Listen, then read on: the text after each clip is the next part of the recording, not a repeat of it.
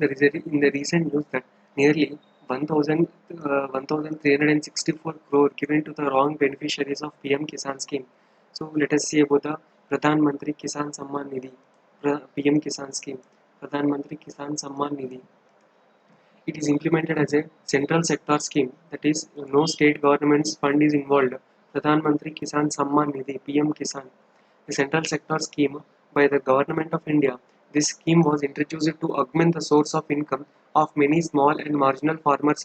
Under the scheme, an amount of 6,000 per year is transferred directly to the bank accounts of the farmers, subject to certain exclusion criteria relating to higher income status. The entire responsibility of identification of the beneficiaries rests with state and the union governments. The scheme initially provided income support to small and marginal farmers across the country holding cultivable land up to 2 hectares. Cultivable land up to 2 hectares. Its ambit was larger expanded with reference from 2019 to cover all the farmers' families in the country irrespective of the size of their land holdings. That is, covering to cover 2019 notification to cover all the farmers irrespective of the land holdings.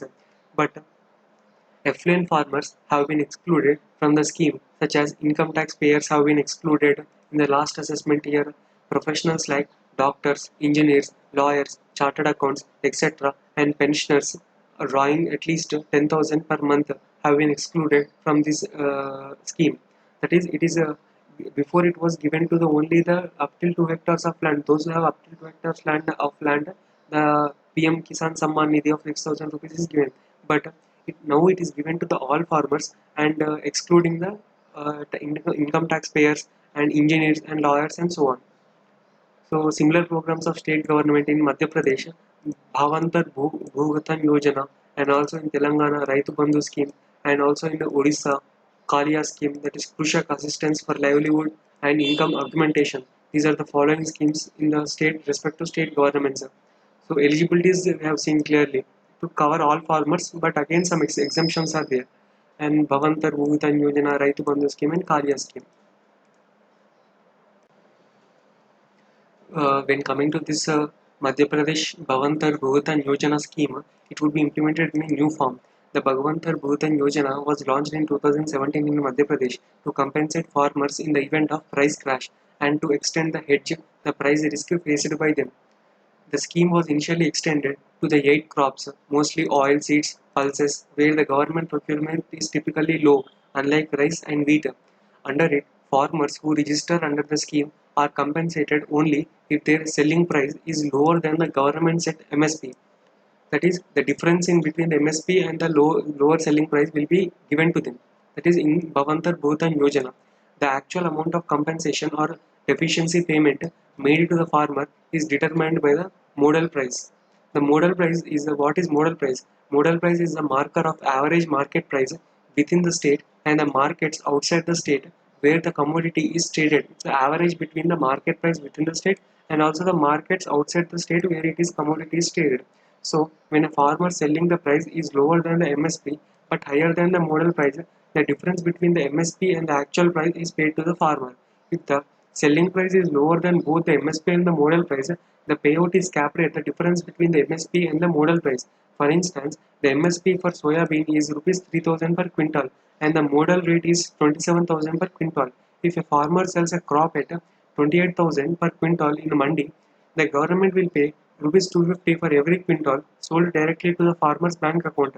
However, if the crop is sold at 26,000 per quintal, the state will transfer nearly 350 per quintal of the produced sold or difference between the MSP and the model price. The farmers will have to register their crops at the village level cooperative societies along with their Aadhaar card and bank account numbers. They are eligible. They were eligible only if they sold their produce if they only eligible if they sold their produce during a particular window in the mandi where they had registered themselves. The actual difference in the selling price and the modal rate was deposited directly in the bank accounts. Thus, there is no need to physically procure the commodities as there in the case of wheat and paddy and can save those from the related linkages. But what are the concerns? The scheme was tweaked regularly after its implementations, which brought out its flaws and difficulties faced by the farmers. Also, it ran allegations that it benefited traders more than the farmers. Traders were accused of forming cartels and deliberately keeping the prices low by purchasing the produce at low rates. For example, it was alleged that price of the soybean crashed after the scheme was introduced and the same prices went up immediately after the selling period under the scheme was over. So this is being utilized by the traders. How did the scheme actually perform in the first edition? The total registration of the Kharif 2017 under the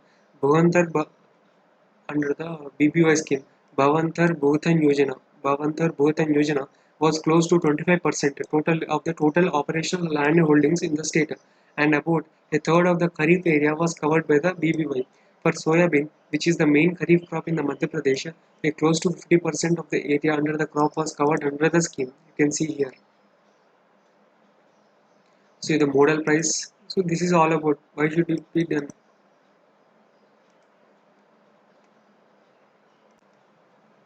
If you look at the Raitu Bandhu scheme, it is an investment in a surest way to enhance the agricultural productivity and also income to the farmers. Besides breaking the various vicious cycles of the rural indebtedness in order to ensure that the farmers do not fall again into the debt trap, a new scheme called Agricultural Investment Support Scheme, Raitu Bandhu scheme, is proposed to implement from year 2018-19 Kharif season onwards to take care of initial investments needs of every farmer.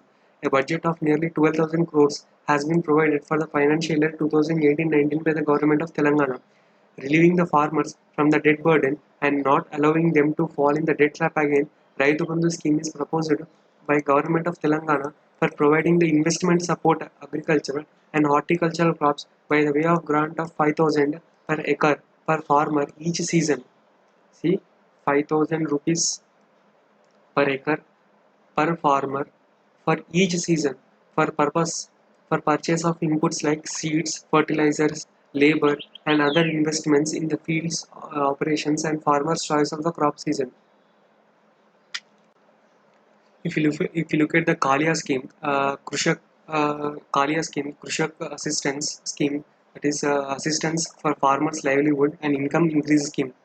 If you look at that scheme, when coming to support for farming, a total of 25,000 will be provided to a small and marginal farmers in the state for the purchase of seeds, fertilizers, pesticides for farming every Rabi and Kharif season, as well as wages and ancillary other work for 5 crop seasons. The scheme is implemented from the current year 2018-19. So total 25,000 is provided here. And also a 21,005 to 12,000 crore will be provided for the landless farming families. And assistance to vulnerable agricultural families. 10,000 financial support for each family each year will be provided. And life insurance benefits for the farmers. And also interest-free crop loans, Marantan money with a 0% interest rate is being also being provided in this scheme.